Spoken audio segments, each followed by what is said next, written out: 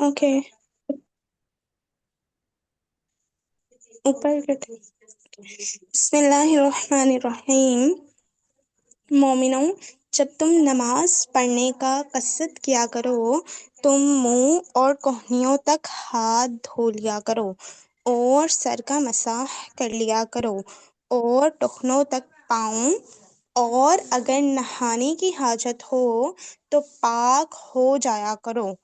और अगर बीमार हो या सफर में हो या कोई तुम में से बैतुल खला से होकर आया हो या तुम औरतों से हम बिस्तर हुए हो और तुम्हें पानी ना मिल सके तो पाक मिट्टी लो और उससे मुंह और हाथों का मसाह कर लो।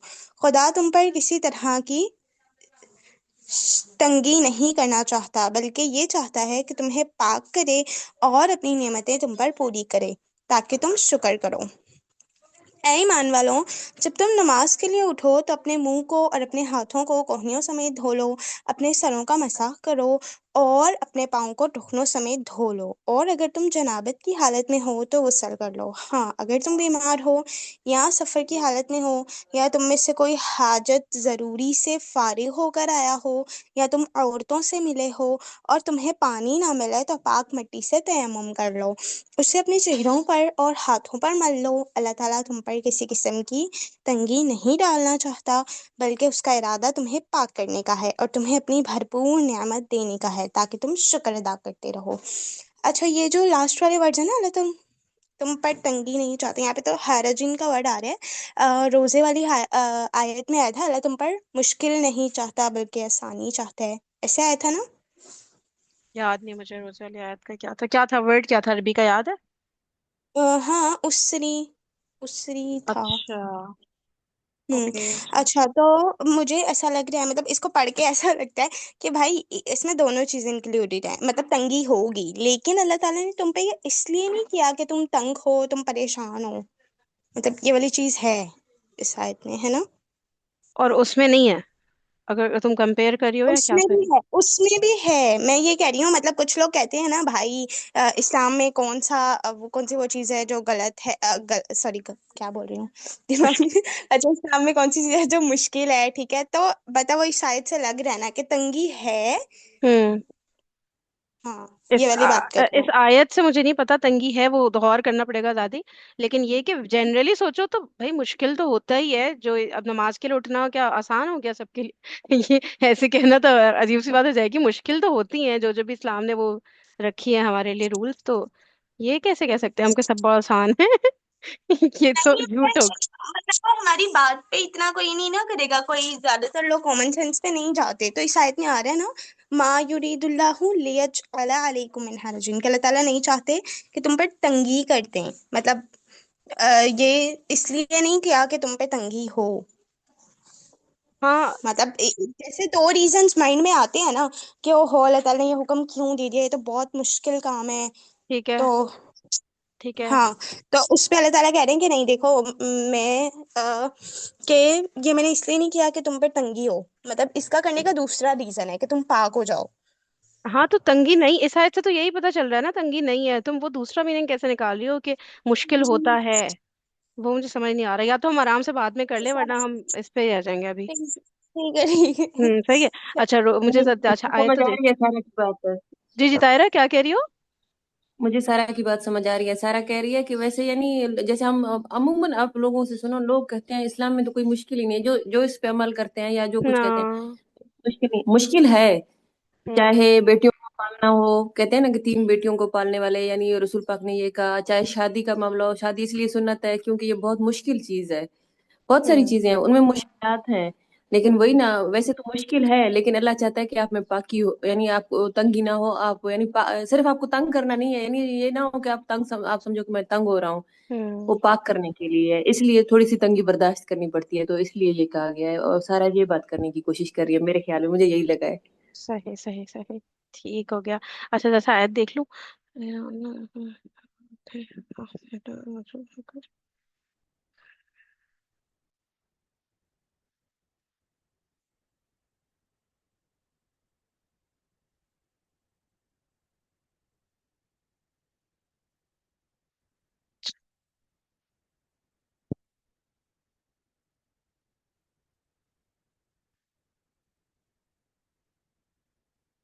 चलो। है सारा। और और खुदा ने तुम पर एहसान किए हैं उनको याद करो, और उस अहद को भी जिसका तुमसे कौल लिया था, जब तुमने कहा था कि हमने सुन लिया और कबूल किया। और अल्लाह से डरो, कुछ शक नहीं कि खुदा दिलों की बातों से वाकिफ है। तुम पर अल्लाह ताला की जो नेमतें नाजिल हुई हैं उन्हें याद रखो, और उसके उस अहद को भी जिसका तुमसे मुआहदा हुआ है, जबकि तुमने कहा हमने सुना और माना। और अल्लाह ताला से डरते रहो, यकीनन अल्लाह ताला दिलों की बातों का जानने वाला है।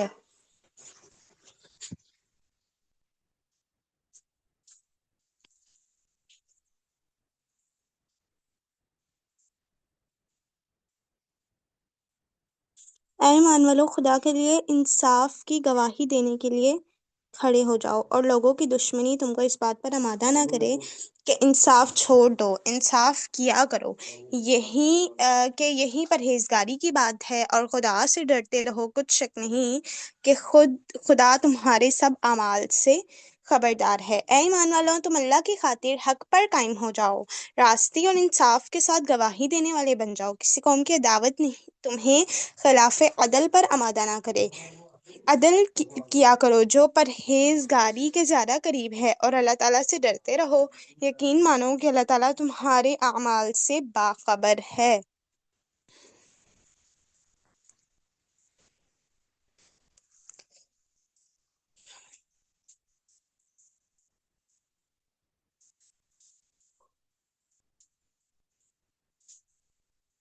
जो लोग ईमान लाए और नेक काम करते रहे, उनसे खुदा ने वादा फरमाया है कि उनके लिए बख्शिश और अजर अजीम है। अल्लाह ताला का वादा है कि जो ईमान लाएं और नेक काम करें उनके लिए वसी मगफिरत और बहुत बड़ा अजर व सवाब है।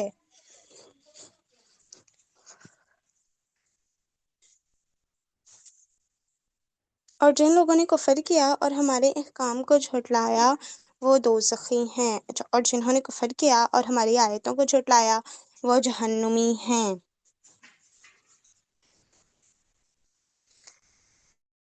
अब मैं सुबह ना यही वाला क्वेश्चन कर रही थी कि मतलब अब देखिए यहाँ पे कफरू आ रहा है, फिर आ रहा है वो जहन्नुमी है। मतलब मैं जानना चाह रही हूँ कुरान में कहीं पे वो गुनाहगारों के लिए भी आया है कि वो जहन्नुम में जाएंगे। हम्म। ठीक है। ओके, आगे से। ऐ ईमान वालों, खुदा ने जो तुम पर एहसान किया है उसको याद करो। जब एक जमात ने इरादा किया कि तुम पर दस्त दराजी करें, तो उसने उनके हाथ रोक दिए। और खुदा से डरते रहो, और मोमिनों को खुदा ही पर भरोसा रखना चाहिए। ऐ ईमान वालों, अल्लाह ताला ने जो एहसान तुम पर किया है उसे याद करो। जबकि एक कौम ने तुम पर दस्त दराजी करना चाही, तो अल्लाह ताला ने उनके हाथों को तुम तक पहुंचने से रोक दिया। और अल्लाह ताला से डरते रहो, और मोमिनों को अल्लाह ताला ही पर भरोसा करना चाहिए।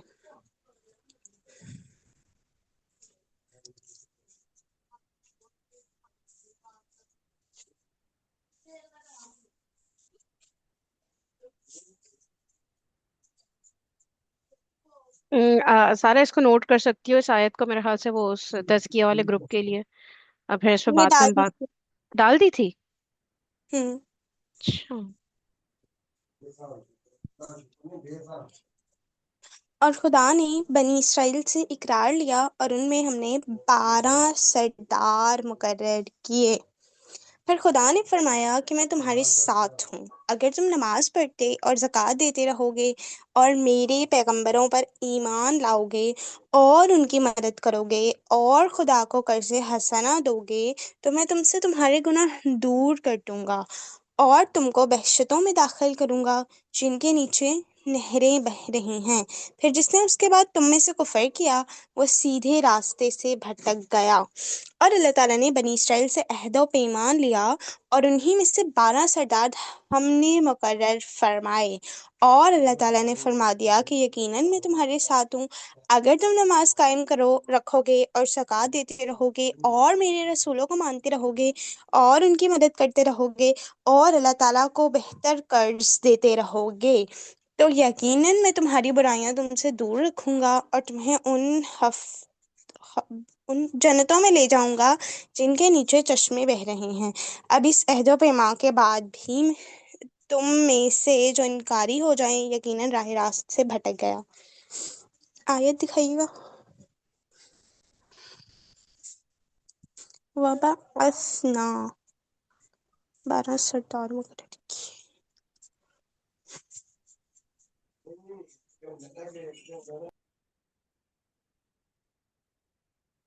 अच्छा, एक मतलब तुम्हारी बुराइयों को तुमसे दूर कर दूंगा, इट मीन्स कि हमारे नामे हमारे से खत्म कर दी जाएंगी, मतलब सुना यही है। Surely I will remove from you your evil deeds. पता नहीं यार। Surely अगर इस दुनिया में भी हमसे रिमूव कर देते हैं तो भी मेरे ख्याल से हमें उसका फायदा ही होगा। अदरवाइज हमारी इविल डीड्स हमारे नाम है अमाल में, तो हम वो नेगेटिव इम्पैक्ट हम पे कुछ डालती रहती होंगी शायद। हम्म, तो उन लोगों के अहद तोड़ देने के सबब हमने उन पर लानत की और उनके दिलों को सख्त कर दिया। ये लोग कलिमात को अपने मुकामात से बदल देते हैं और जिन बातों की इनको नसीहत की गई थी उनका भी एक हिस्सा फरामोश कर बैठे, और थोड़े आदमियों के सिवा हमेशा तुम उनकी खयानत की खबर पाते रहते हो, तो उनकी खताएं माफ कर दो और दरगुजर करो कि खुदा एहसान करने वालों को दोस्त रखता है। फिर उनकी अहद छिकने की वजह से हमने उन पर अपनी लानत नाजिल फरमा दी और उनके दिल सख्त कर दिए कि वो कलाम को उसकी जगह से बदल डालते हैं, और जो कुछ नसीहत उन्हें की गई थी उसका बहुत बड़ा हिस्सा भुला बैठे। उनकी एक ना एक खयानत पर तुझे इत्तला मिलती ही रहेगी। हाँ, थोड़े से ऐसे भी हैं, ऐसे नहीं भी हैं।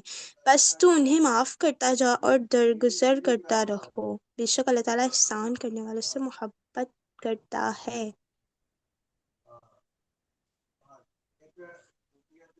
अहद तोड़ देने किन लोगों की बात हो रही है?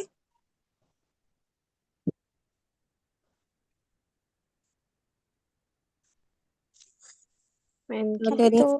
बनी इसराइल की बात हो रही है। हम्म, लेकिन अ,